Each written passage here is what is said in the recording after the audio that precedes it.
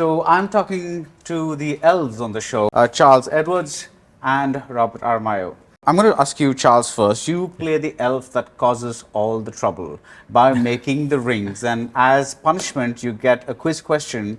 What are the two languages that the elves speak? Sindar and Sindarin. Sindarin and. You're not supposed to help him. Okay, Sindarin and what's the other one? What? Quenya. Quenya. Very good. Okay. Yeah. All right. Okay, you're forgiven. So, Robert Aramayo, you played the young Ned Stark in Game of Thrones, and now this is another massive show.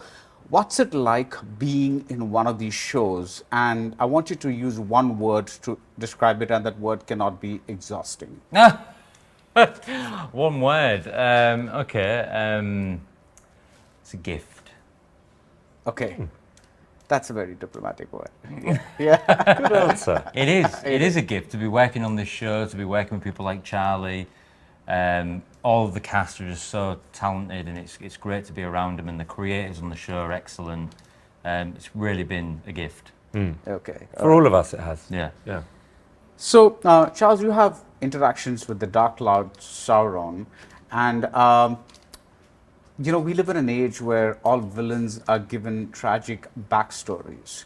So, what is Sauron's backstory? Were mommy and daddy really bad to him when he was a child? What made him this way? You're asking the wrong man. Okay. Okay. So, you don't know. I don't know. Why is he this way?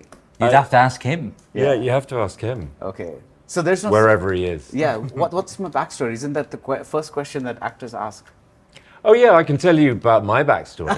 Okay, not Sauron's. But yeah, no, we don't know. We don't know much about him. Your character, when in the Peter Jackson movies, was played by Hugo Weaving, and Yes. that was a very famous role. Did you adopt any of his mannerisms to ensure some kind of continuity in the viewers' minds? Well, what's interesting about Elrond when we meet him at this point is that he's far closer to the Fair Stage history than he is to the Council of Elrond or any kind of known telling of Elrond in the Third Age. So we're in the Second Age right now, right at the beginning of the Second Age, and so it's just a much different time in history. So I focused mainly on the Fair Stage, which is everything that precedes Elrond. And his family are in there. A lot of his personal relationships are in there. So it's like it was really great opportunity to just dive into that material. This is to both of you. Now, this is a huge show, and I've heard that there was a lot of secrecy on the sets.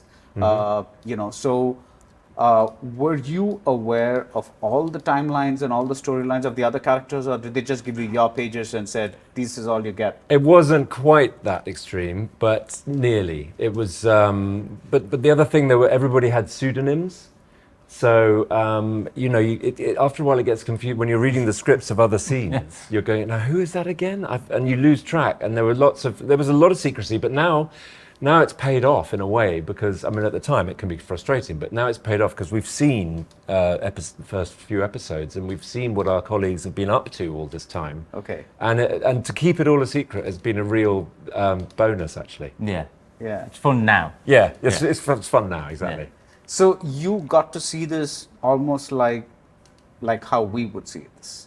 A screening. At a screening, Yeah, like without knowing much about what was happening with the other people. Absolutely, it was all totally brand new. Okay. All right. So that was pretty thrilling. Right. Yeah. Right. So to people that have not read Tolkien, how would you say they approach the show? I think it's reading the book and watching the show. I would always hope that watching the show would lead to reading Tolkien, because I just remember reading my first Tolkien, when I was 9 or whatever. It's just the breadth of the imagination that is so extraordinary, and the ability to identify with the most basic sort of problems of existence are all in there, but coupled with these huge expansive stories. I would say it's like Shakespeare, because they speak to the condition of existence, and that chimes with all of us.